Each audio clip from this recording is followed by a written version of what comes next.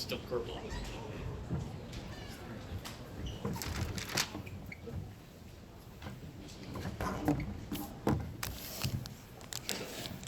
All right. Yeah, if you guys didn't have fun tonight, you should quit right now and find a new job. That was just an elite level physicality, bloodbath, competitive, just incredible performance after incredible performance going down the line. A great game, and it's just like, how fun is this SEC league going to be? I mean, just as incredible. So congratulations to Florida. They've had an incredible start to the season. They have big time players that are really competing at a high level, and guys that are really they're really dialed into their particular role on that team. And I couldn't be more proud of our guys. They just battled and battled and battled, and sometimes we're not great, but these guys got so much fight in them and so much together in them and so much resilience. It's a really fun team to coach. And you know, the only sad thing for me is we only get 17 more of these. It feels like I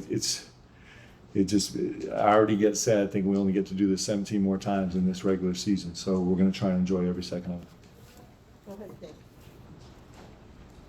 Mark, what did you think the way that Andrew Carr kind of finished the game for you? He had a rough first half offensively, maybe a little bit on the defensive end, but came up big when you needed him. Yeah, I mean, Andrew's like, you know, you go down these lines, it's pretty incredible. You think about Andrew's, you know, he's 50% from the field. He's 40% from the three-point line. He's 5 assists, 0 turnovers. He's playing, you know, we spent the last several minutes of the game switching 1 through 5, had ridiculously difficult defensive responsibilities. I thought he was terrific. And you know, what's nice is you know, with us moving Andrew around, you could see that Florida had to be responsive in the lineups they were choosing to put on the floor because they were trying to deal with Andrew down the stretch. And that's really impactful. You just feel a good feeling as a coach when you know that the other side has to kind of jockey a little bit to figure out what they can do lineup-wise. It might not be the lineup or the positioning that they want to have on the floor for a bunch of reasons, but it's the one they have to have on the floor to handle Andrew Carr. And that's a pretty good feeling. It talks about his, you know, incredible effect on the game. Marcus, 16-0 run and 2 10-0 runs. Other than the simplicity of making shots and getting stops, what goes into something like that? What does a team need to have runs like that against a team like this? Well, to have the first run, you need Ortega Owe. I'll tell you what, you know what, it's just, it's just, guys, it's the most humbling thing in the world to watch these guys grow. And so it just, and the game is such an incredible teacher. And so Ortega's first rotation was a little shorter than normal. He was out before the first media, and he sat for a little while, and he was coming off a game where he didn't love it. And then he refused to allow any of that to affect his intensity or his drive. And so then he came back in, and you know, we were a little bit sideways and couldn't kind of find a rhythm. And he was like, "You guys just relax, man. I'm come find all of your rhythm for you." And then with the later rounds, I think it has a lot to do with you know, just listen. I mean, Florida's a great team, so sometimes I'm just talking about our team right now. You know, I'm a big believer, it's going to sound soft, but I'm a big believer that all my guys snuck into Chris's apartment after celebrating his birthday to go scare him and surprise him. You know, my guy that's, you know, struggling right now because he can't play right now and it's killing him. They all snuck into his apartment like little kids to go surprise him. And I actually think those runs come from a group like that. I really do. I think it comes from being together, and these guys are working so hard to be together as much as they can. And I think that's probably the most important ingredient. Mark, I was going to ask about Ortega before you said that. Of all the personalities on your team, he seems like the one who's the first to say, "You know what, enough of this. Yeah. I'm fixing this." Is that accurate? Yeah, he is. It's interesting because when you guys talk to him, he's just the most soft-spoken guy ever, isn't he? But he has a competitive fire in him that burns really, really deep. And what he's doing this season is just incredible. Otega's interesting because Otega breaks some of our rules.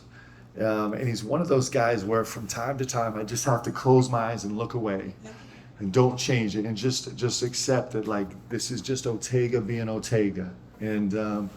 And he's done that for us a lot this year, and the contribution he's making to this team and the way he's leading and the joy that he brings to our guys is really special. Mark, how do you kind of summarize the value of Kobe, being able to have a Kobe to bring from off the bench? How fun is it to watch Kobe Bray in the second half go, what was he, 6 for 7? Something crazy like that. Where's Kobe? 7 for 9. And just like off the bounce, it's interesting. We work so hard to create shots for Kobe, and Kobe kind of comes off in action that we think is so creative, and then he stops and he lets the defense recover, and because he just wants to go off the bounce, he just wants to shoot off the bounce. But he was magical tonight, wasn't he?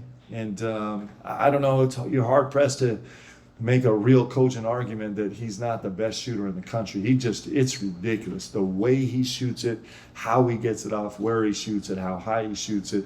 And he was, clearly he was massively important for us. He was also another huge catalyst in those runs. And, we had to kind of, we had some fatigue on the floor and kind of had to go with some, makeshift, some makeshift lineups, maybe that were a little heavier on different guys than traditionally we do. And Kobe was just like, don't worry, I got it. I'm just going to make shots. He was spectacular. He's also growing immensely on the defensive end. He's also like the most beautiful kid you're ever going to meet, man. He's special. Brian in the back. With the runs and the crowd and the switch of momentum, it felt like a game from 30 years ago with you guys playing Arkansas or something. Yeah. This place was different today, was it not? Well, I told the staff, I told the staff, we were just meeting for a second before we met with the guys after the game, and I just told them, I'm like, I'm so happy for you guys because they're going to be able to now start to connect the experience of being in this gym with a real experience they're having. And, when I walk into this gym and it's totally dead silent, and there's no one here and the lights are out, which I love to do, that's all I hear is what we heard today, because I got to live it for so long, and I'm just really grateful that my guys, the guys on this team and my staff they're going to learn that, and there's nowhere like it. BBN was ridiculous tonight. I mean, how fun was that to be in that gym? It's pretty special. Coach, in the back. You said earlier this week that the SEC would teach you a lot about yourselves. What did you learn today? We learned that we got to get a lot more physical. We learned that we got to, it's going to be like a life or death fight on the boards every single night. We learned that we're going to have to be really creative, changing the way we guard throughout the game, which our players were unbelievable in receiving adjustments during the course of the game. We learned that it's just incredibly talented guys. Like, there was a minute there where I was like, Elijah Martin might not miss another shot for the rest of his life. He was unbelievable. And we had one coach saying, we got to force him inside the 3. And the other coach saying, he just made 3 straight 2s. And it's just, he was absolutely terrific. And so we're learning how fun this is. I think that's the overwhelming thing for us is like, we only get to do this 17 more times. And so we can't waste a minute, man. And I hope BBN doesn't miss a second of it. And it's going to be great times and hard times, but they're all going to be growing times. And that's why it's so fun to play in this league. How does it feel? How does it feel to get your first SEC win as a Kentucky head coach? I actually don't know. I hadn't considered that. I'm so happy. The one thing that you learn when you've been coached for a little while is that it just doesn't really have much to do with us. I mean, this is about this community and these players growing and learning, and the fact that we get to be here and bear witness is unbelievable. It's really special. Mark, you mentioned the physicality a second ago. I know not every team will pose the unique challenges that Florida did, but you guys did get hit pretty hard on the glass, offensive rebounding, second chance points tonight. How do you go about adjusting and kind of combating that, and also what are the challenges of doing that in season on the Tuesday, Saturday schedule? Yeah, so it's a beautiful thing, this league, because tonight it's on the glass. On Tuesday it's going to be something else that's really exploited, and this league is just going to kind of needle any space where you're not the best in the country. Florida is the second best rebounding team in the country right now. And, you know, our guys, we hung in there is probably the best way we can say it. We really hung in there. It's also, you know, over the last 6 games, they're the number 1 analytical half-court defense in the entire country. And our guys were 25 assists and 6 turnovers. Like, that number, guys, is, I was going to say breathtaking, but Leanne gets mad at me when I say breathtaking. That number is insane. There's 25 assists, 6 turnovers against the number one defensive team in a half court in the country over the last 6 games. That's crazy.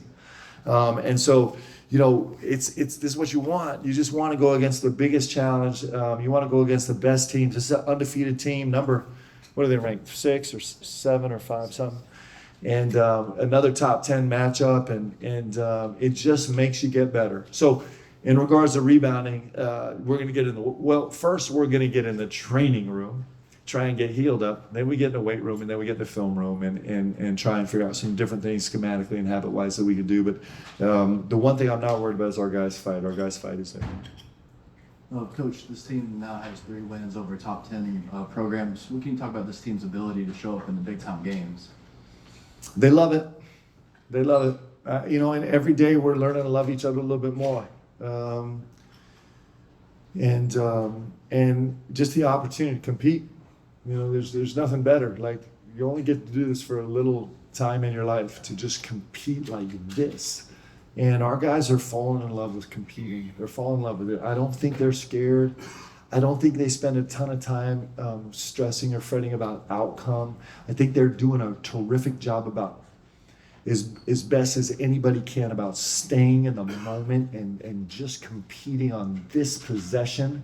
And then when we do get sideways, somebody else steps up and be like, no, I'll be present right now. And I think our guys are doing a great job of that. Mark's got here. December, there was some inconsistent offensive performances, but 106 points in your first SEC game. Just how promising of a sign is that going forward?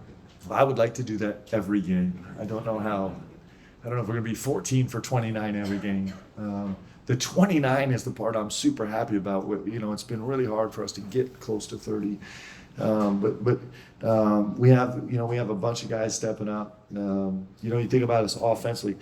Think about Amari Williams tonight. He's 6 for 7 from the field. He's 5 assists. You think about our starting 4 and 5. They're 10 assists, 1 turnover. Like, that's insane. And as a group, our starting 4 and 5 is 10 for 15 from the field.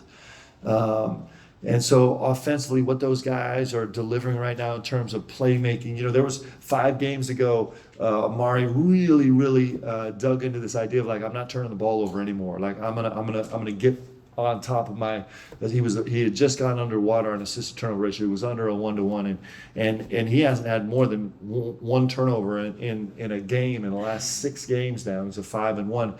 And offensively, those kind of things are the markers that keep us. We won't be 14 for 29 every night, but if we can protect the ball like this against the number 1 half-court defensive team in the country, and if we can share the ball like we did with 25 assists, it's going to bode well for our offense every single night. Mark, down here. So you speak on Amari Williams' play. He was in foul trouble for most of the game. What do you take from a performance like that when he's in foul trouble? How hard is it for someone to do something like that when in foul trouble? Well, I think Ruben was what made the game hard. I mean, he's a monster. Like, this number 9. I'm going to say his name wrong, so forgive me, Ruben Chinelu. But he is. You talk about, like, what a special player, because he walks onto the floor and he actually is not distracted by any other agenda than just doing what he does great.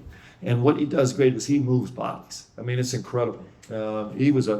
He was a bully tonight, and so I thought that was probably the biggest challenge that Amari faced foul wise. But I think, is this true, Deb? I think Amari still never fouled out of a game in his whole career. Is that true? So you know, this is probably a little bit more of an anomaly foul wise for him. Thank you, everybody. Super great, guys. Enjoy. Players should be available in the back commissary.